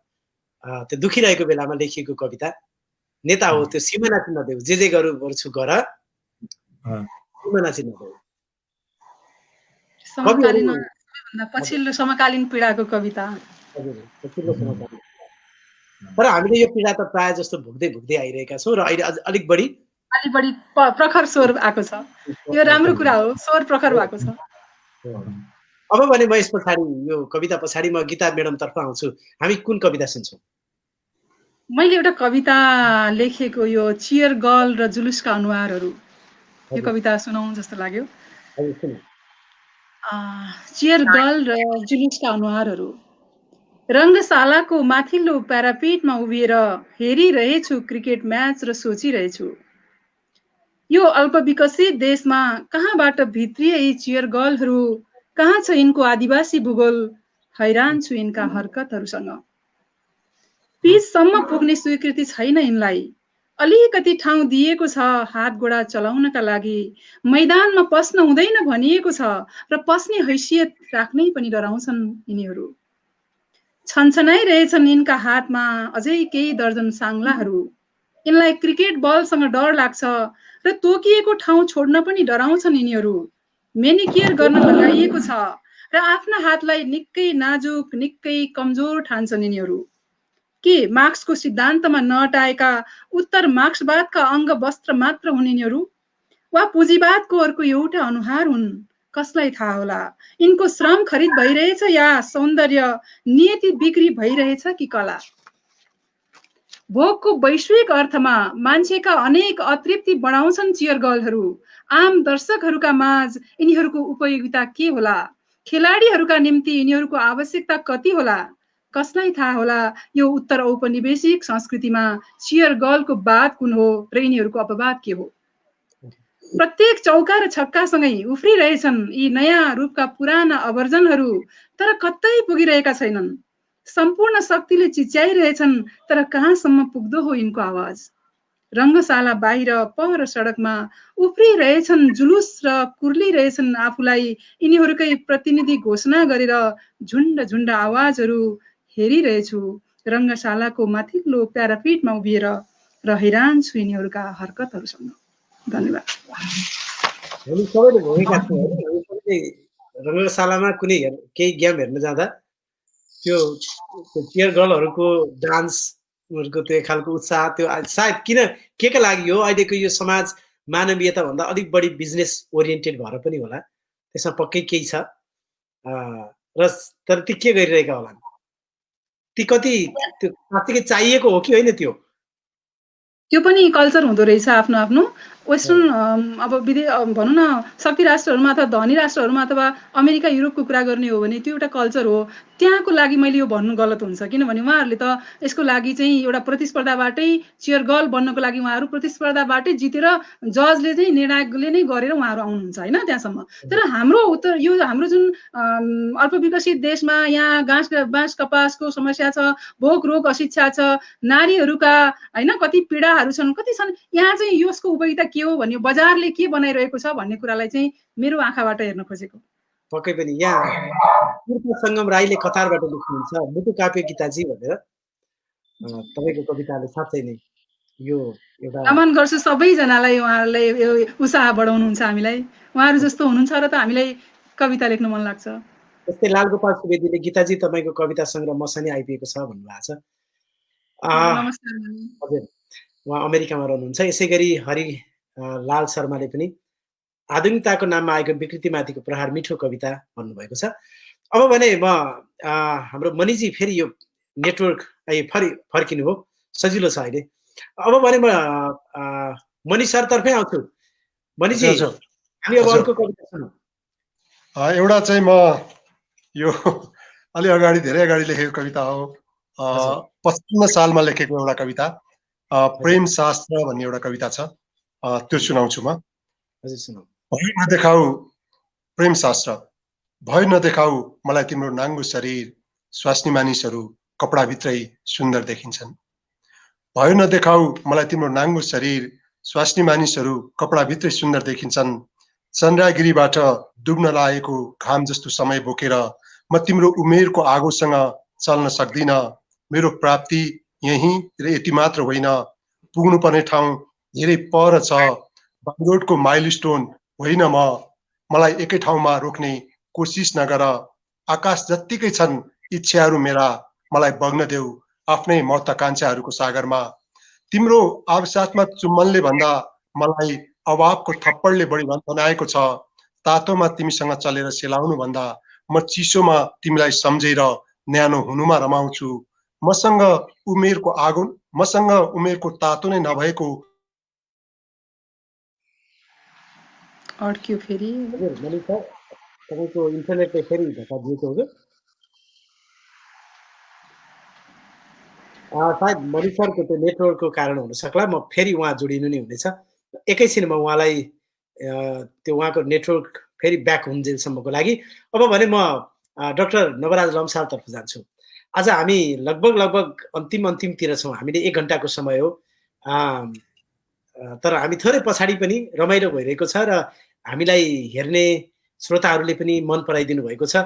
यतिखेर डाक्टर हेमनाथ पौडेल पनि हामीसँग हुनुहुन्छ, मेरो गुरु पनि हुनुहुन्छ। उहाँलाई म नमस्कार गरेँ र उहाँले पनि गीताजीको कविता निकै राम्रो भन्नुभएको छ। पुछार गरेले कतारबाट कस्तो यस्तो बसले कविता लेख्नमै तिखरता दिन्छ हामी सिकारुहरूलाई त भन्नुभएको छ। साँच्चै नै हाम्रो यो उद्देश्य पनि यही हो। हामीले अहिले यो समयमा चाहिँ मैले प्रवासका विशेष गरी प्रवासका कविहरूलाई ल्याएर म कार्यक्रम गरिरहेको थिएँ, तर अहिले यो केही समय चाहिँ म नेपालमा भएका नेपालका स्थापित कविहरूलाई ल्याएर सकेसम्म यही लेखनमै पनि अलिकति बहसको कुरा र मिठा कविताहरू सुनिरहेका छौँ, प्रतिनिधिमूलक कविताहरू सुनिरहेका छौँ। डाक्टर लम्साल, अब हामी अर्को कविता के सुन्छौँ? अर्को एउटा कविता सुनाउँछु। अघि ढुङ्गाको कुरा पनि गऱ्यौँ, सिमानाको कुरा पनि गऱ्यौँ, प्रवासको कुरा गर्नुभयो। म फिलिपिन्सको मनिला पुगेको थिएँ र एक साँझ एउटा रेडियोसँग सम्बन्धित कार्यक्रममै थियो। संयोगले त्यहाँको रेडियो स्टेसन पनि घुम्न गएँ, टेलिभिजन स्टेसन पनि घुम्न गएँ। एउटा टिमले मलाई घुमाइदियो र साँझ होटेल फर्केपछि मनिलाको एउटा होटेलमा माथि छतमा बसेर लेखेको एउटा कविता, मनिलामा जेलीसँग एक दिन। नजिकै उर्लिरहेको थियो समुद्र, नजिकै उर्लिरहेको थियो समुद्र र सहरमा झरिरहेको थियो झरी। दहरोसँग हात मिलाइसकेपछि जेलीले म चढेको गाडीको ढोका लगाइदिए र गाडी गुड्नु अघि नै ऊ पनि भित्र प्रवेश गरी उसकै स्टेसनको ढोकाबाट। यी सबै भएपछि मैले थाहा पाएँ मेरो दिलको दैलो अझै खुलै रहेछ। धेरै थिए दिन बाँकी र धेरै थिए लिन बाँकी, एकै भेटको बिस्कुटमा कहाँ सुक्छ दिलभरिको ओसिलो माया। उसले स्वागत दिई, समय दिई, साथ दिई, लन्च र लन्चका मिठा मिठा परिकार दिई, घुमाइदिई पुरै सहर र आँखाभरि राखिदिई सहरको शोभा। तर यतिले पनि अघाइन म, यतिले पनि अघाइन र यतिले ऊ पनि अघाइन र म पनि अघाइन। फरक यति रह्यो, उसले मन लागेको कुरा दिन्छु भनिन, मैले पनि मन लागेको कुरा ल्याऊ भनिन। मैले फगत औपचारिकता दिएँ, सित्तैमा दिएँ, धन्यवाद दिएँ, समुद्रमा दिएँ, समूहमा दिएँ, तस्बिर खिच्ने समय र तस्बिरभरि मुस्कान दिएँ, दिन त दिएँ तर तत्काल फिर्ता लिने गरी दिएँ, मेरै लागि दिएँ। ऊ किन आएनन् अरू साथैमा, के म उसको मात्रै पाहुना हो र? होइन, तर पनि किन परिवारको सदस्य झैँ मेरो आँखैभरि नाचेर दिन बिताई, मेरो छातीमा बनाई मित्रताको सुन्दर घर र फेरि मलाई भन्दै नभनी केही कुरा एक्लो पारेर त्यो घर ऊ उसकै घरमा गई। भन जेली भन, मेरो दिलमा जस्तै तिम्रो दिलमा पनि लाख कुरा जेलीकै त होला नि, होइन? मनिला हाँसेकै छ, सफा छ, सुन्दर छ, समुद्र तटमा खुलेको आकाश सेल्फीलाई सुहाएकै छ। मेरै मोबाइलमा पनि प्रशस्त छन् तिम्रा तस्बिर हेरेर अगाउने भए म मनिला आउने थिइनँ जेली। काठमाडौँको ठमेलमा धेरै थिए पोस्टर पसलहरू, के तिमी गएकै हौ त? भित्रिएकै हौ तिम्रो स्टेसनमा? सम्झ तिम्रो समुद्र मेरो हिमालको पानी हो, तिम्रो भैँस मेरो पहाडको जवानी हो, मेरो लालुपाते हुन् तिम्रा अधरका रङ र तिम्रो चिल्लोपन मेरो तराईको तोरी हो। र यी सबभन्दा माथि तिमीले सिकेको सत्कार्य र प्रेम मेरो बुद्धको उपदेश हो। केही नभन्नु, माया नगर्नु होइन जेली, आइज मसँग र हिँड सगरमाथाको बेस क्याम्पमा बसेर बुद्धको पुनर्जन्मको नयाँ भाष्य पढ, शान्तिका सूत्रहरू केला, घामको पहिलो किरणसँग सुका, न्यान हुने गरी तेरो कुमारित्व र जीवनलाई जीवन जस्तो सुकिलो बना। आयो भने हिउँको आँधी र झर्यो भने एक टुक्रा आकाश छेउमा, त्यतिखेर म तेरो जीवनको छाना भएर छेउमै उभिरहेको हुनेछु। भैँसको के कुरा, त्यो त मेरो गाउँको झारलाई पनि आउँछ। शरीर त सबैको छ, मासु किन्न पाइन्छ पसल पसलमा, मान्छे बिक्ने सहरमा, बिक्न बाँकी के छ र जेली? तिमीले आफूलाई नबेची राखेकी रहेछौ, साँचेकी रहेछौ आफूलाई कर्ममा, उज्याली रहेछौ चेतनामा। अन्तर हृदयको प्रसन्नता मुक्तिको मूल बाटो हो, त्यही आधारमा आज म पनि बुद्ध भएर उभिएको छु तिम्रो सामु। मेरो यशोधरा मेरै घरमा छे र मेरो राहुल मलाई पर्खिरहेको होला, तर आज तिमीमै केन्द्रित छ यो मन। अघिसम्म धेरै कुरा दिन मन थियो तर फेरियो मन जेली। तिम्रै रेडियोबाट सुनाइरहौ कुरानको गीत, म मेरै रेडियोमा गाइरहनेछु गीताको महिमा। तिमी तिम्रो ईद र म मेरो दुतियामा एकै चन्द्रमा हेरौँला, सम्झनु लाठी। मैले आज भन्न नसकेको भए पनि चन्द्रमा हाँसेको दिन, गीता र कुरानको कसम खाएर त्यही चन्द्र मुहारले भन्नेछ तिमीलाई, तैँले बुझिनस् जेली, बुद्धले शान्तिलाई झैँ नवराजले तलाई युग युगसम्म माया गरिरहनेछ। मनिलामा जेलीसँग एक दिन। तर मिठो मिठो कविता र तपाईँ त्यो केही नभन्नु पनि प्रेम नगर्नु होइन, सबै कुरा त हेरेर मात्रै हुँदैनन्, कति हाउभाउमा कति सोचाइमा पनि त रहेका हुन्छन्, होइन? भन्छन् नि कति कुराहरू नभनेरै मिठा हुन्छन्, एउटा गीतै छ नि, होइन? नभनेरै मिठा मिठा मिठा हुन्छन्, मिठा मिठा मिठा हुन्छन्। र त्यो मनिलामा जाँदा पनि त्यो तपाईँको कवितामा कम्पेरिजन चाहिँ तपाईँले त्यो ठाउँलाई पनि आफ्नै हिमालसँग, आफ्नै तराईसँग, आफ्नै देशसँग यो राष्ट्रभक्ति भने यही हो, राष्ट्रप्रेम भनेको यही हो नवराज सर। त्यो त्यहाँ मुस्लिम समुदाय धेरै बस्नुहुने, उहाँहरूले नै ईदमा चन्द्रमाकै पूजा गर्नुहुन्छ र हामी द्वितीयमा पनि चन्द्रमाकै पूजा गर्छौँ र दुवैको पूजा गर्ने त्यो पूज्य भगवान चन्द्रमा त्यही एउटा होला। चन्द्रमा छन् छैनन् हो होइनन् त्यो तपसिलको कुरा होला, तर अब आस्थाको माथि केन्द्र एउटै हो। उसको नि हृदयको प्रसन्नता जीवनको मुक्ति हो र मेरो हृदयको प्रसन्नता जीवनको मुक्ति हो। मलाई लाग्छ त्यो धर्म भन्ने, भूगोल भन्ने र जात भन्ने कुरा पनि बडो खतरनाक चिज रहेछ। त्यसबाट मुक्त भएर अलि माथि आएको दिन बल्ल शान्ति भेटिन्छ जस्तो लाग्छ कि। देख्दा यो तन्नेरीहरूको लागि प्रेमको कविता हो, तर यो मैले लेख्दाखेरि त्यो भनिएको प्रेम भन्दा माथि जान खोजेँ, तर सकिन थाहा छैन। भक्ति र प्रेम एकैचोटि अनुभूत भयो। यो डाक्टर के अरे कवितै माथि कलम चलाउने डाक्टर साहबहरूको कुरा डेफिनेटली हामीसँग हामी 1 घण्टाको समयमा थियौँ। अलि धेरै कडा कुरा अलि धेरै भयो कि भनेर अलि पाटो छोडेर रमाइलोमा पनि आएको होइन यतिका यी कुरा त कडा होइनन्, हामीलाई पनि यी कुरा चाहिएका छन्। हामीलाई पनि हाम्रो यो कविता लेख्ने मूल मन्त्र पनि यही त हो। यिनै कुराहरूले गर्दा हामीलाई पनि सचेत बनाएको छ। हामीसँग मणिजी बाहिरिनु भयो, फेरि जोडिनु भएको छैन। अब पनि हामी लगभग अन्तिममा छौँ। हामी एउटा छोटो मिठो कविता म गीता म्याडमबाट हामी सुन्छौँ र त्यस पछाडि भने कविता आजको कार्यक्रमको बिट मार्छौँ, किनभने हामीले 60 मिनट भनेको अलिकति पछाडि धकिलेका छौँ। तर मिठा कविता र मिठो कुराकानी भएको कारणले गर्दा पक्कै पनि हाम्रो श्रोताहरूलाई पनि हामीलाई जसले हेरिरहनु भएको छ उहाँलाई पनि अलिक बोर भएको छैन कि आजको यो कार्यक्रम बसाइ यो अलिक इन्ट्रेस्टिङली भयो कि जस्तो लाग्छ। अब एउटा छोटो कविता सुन्छौँ र हामी बिट मार्छौँ। एउटा लामो कविता झिकेर बसेको थिएँ, रिभल्भिङ सपनाहरू भन्ने शीर्षकको। मैले त्यसलाई पन्छाएँ र एउटा छोटो कविता र सँगै मिठो पनि भन्नुभयो। अनि मेरो लागि मिठो के त भनेर मैले एकछिन यो सानो सानो अन्तरालमा सोचेछु कि आज मैले अत्यन्त आफैलाई भन्दा बढी प्रेम गरेको मानिसको जन्मदिन, मेरो अभिभावक, मेरो होइन सम्पूर्ण भनौँ न जीवनको एउटा 31 वर्षको जिन्दगी जोसँग बाँचेँ र जो बाँच्ने लालसा अझै पनि धेरै छ होइन, त्यस्तो व्यक्ति जो उहाँको चाहिँ जन्मदिन हो आज। र म उहाँको लागि चाहिँ हजुर उहाँको लागि एउटा कविता सुनाउन चाहन्छु। अहिले उहाँ यहाँ हुनुहुन्न, उहाँ चाहिँ इन्डियामा हुनुहुन्छ लामो समयदेखि। त्यस कारणले गर्दाखेरि चाहिँ म नत्र सोसियल मिडियामा आफ्ना व्यक्तिगत कुराहरू होइन भन्नुभन्दा पनि अरू कविताहरू नै जो हाम्रो एक्सपेक्टेसन हो त्यसमै जान्थ्यौँ होला। तर यो छोटो र मिठो बनेको के हुन्छ त मेरो लागि, मैले एकछिन आफूलाई फर्केर हेरेँ र एउटा मिठो चाहिँ कति हुन्छ थाहा छैन, मलाई चाहिँ एकदमै मिठो लागेको छ होइन। अब शुभकामना उहाँलाई। एउटा कविता म सुनाउँछु, गीती कविता छ। गुलाफका पत्र हुन् कि पिरतीका पाना, आँखाभित्रै अटाएका थुङ्गा साना साना। गुलाफका पत्र हुन् कि पिरतीका पाना, आँखाभित्रै अटाएका थुङ्गा साना साना। मुटु जस्तै कोमल तर हातमा अटाएको, ईश्वरले मेरै निम्ति हो कि पठाएको। जन्मदिनको शुभेच्छा यो हृदयको गाना, गुलाफका पत्र हुन् कि पिरतीका पाना। कहाँबाट खोजी ल्यायो जिन्दगीको लाली, हरेक पल मनभित्र नयाँ आँसु बाली। शीत बनी अडिएका हृदयका दाना, गुलाफका पत्र हुन् कि पिरतीका पाना। गुलाफका पत्र हुन् कि पिरतीका पाना, आँखाभित्रै अटाएका थुङ्गा साना साना। आँखाभित्रै अटाएका थुङ्गा साना साना। गुलाबका पत्र हुन् कि पिरतीका पाना। पिरतीका पाना। कति मिठो कविता। तपाईँले उहाँकै जन्मदिनमै लेखिदिएको कविता जस्तो लाग्यो नि यो त। खासमा यो असार 15 चाहिँ मेरो जन्मदिन, अनि उहाँले मलाई असार 15 दिनको एक झरीमा चाहिँ एकदम गुलाफमा पानी बसेको थियो र उहाँले मलाई थाहै नहुँदा त्यो काटेर मलाई समर्पण गर्नुभएको थियो केही वर्ष अगाडि। यस्तै एउटा असारको 15 गते भनौँ न, आजको दिनभन्दा 5 दिन अगाडिको कुनै वर्ष। र त्यो देखेपछि त्यो मैले खासमा उहाँले मलाई गुलाफ दिएपछि मैले आफ्नो लागि लेखेको होइन, त्यो आफूले पाएको उपहारको बारेमा लेखेको थिएँ र आज त्यो उपहार फेरि उस्तै दिनमा उसरी नै उहाँलाई नै मैले समर्पण गरेँ। मिठो, उहाँलाई पनि हाम्रो तर्फबाट जन्मदिनको शुभकामना। मिठो भयो। मैले अलिकति थोरै मिस गरियो मणि सरलाई, उहाँ निस्किनु भयो र जोडिन सक्नु भएन।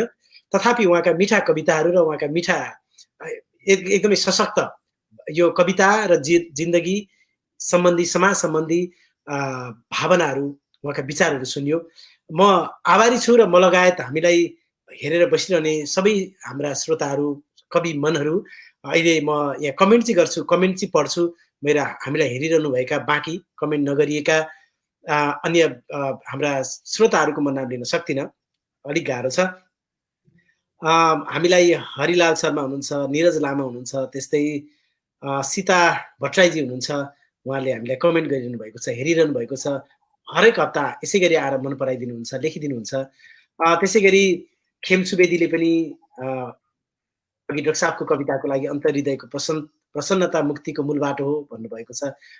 डाक्टर हेमनाथ पौडेलले पनि हामीलाई दुईटै छन्दमा पनि र मुक्त छन्दमा पनि कविता लेख्ने नवराजी भन्नुभएको छ। त्यसै गरी विमल गिरीले बेल्जियमबाट हामीलाई सम्झिनु भएको छ। हामीलाई अहिले सम्झिने अरू व्यक्तित्वहरूमा लालगोपालजी हुनुहुन्छ अमेरिकाबाट। यसै गरी तीर्थ सङ्गम राई हुनुहुन्छ कतारबाट, मैले धेरै छुट्याइसकेको छु। हरिप्रसाद काफ्ले हुनुहुन्छ बोस्टनबाट हुनुहुन्छ, गजुरेल गणेश हुनुहुन्छ। यसै गरी धेरैभन्दा धेरै हामीलाई चाहिँ लीलानाथ कश्यप हुनुहुन्छ, मनुषी दिताल हुनुहुन्छ, एउटा पत्रकार अस्ट्रेलिया सिडनीबाट हेरिरहनु भएको छ। धेरै हुनुहुन्छ, मैले नाम लिँदा अलिक टाइम लाग्ने भयो, हामी समयभन्दा थोरै पछाडि धकिलेका छौँ। आजको यो बसाइका लागि भनिरहँदाखेरि म पनि यहाँ कमेन्टमा खर्र हेरिरहेको छु साथीहरूको कमेन्टहरू। ए हजुर, त्यसो भए मैले यहाँ पनि हेरिरहनु भएको छ। यसरी तपाईँको समय, तपाईँका कविता र तपाईँको विचारका लागि म डाक्टर नवराज लम्साल, डाक्टर गीता त्रिपाठी तथा कवि मणि लोहनीजीलाई प्रतिमा हार्दिक आभार व्यक्त गर्दछु। र यो तीनजनाको ग्रुप जोडाइदिन मलाई सहयोग गर्ने महेश क्षितिज, कार्की क्षितिजलाई पनि म यतिखेर सम्झिन चाहन्छु, मेरो मित्र काठमाडौँमा हुनुहुन्छ।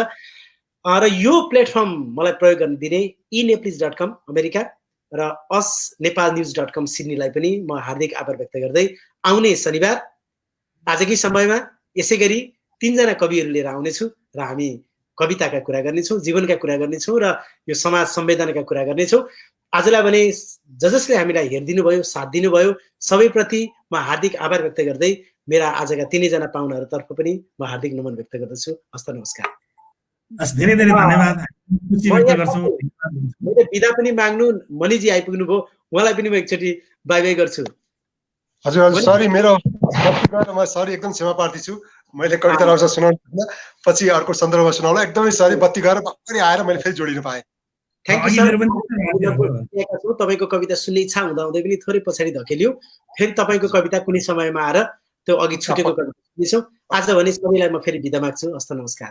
नमस्कार।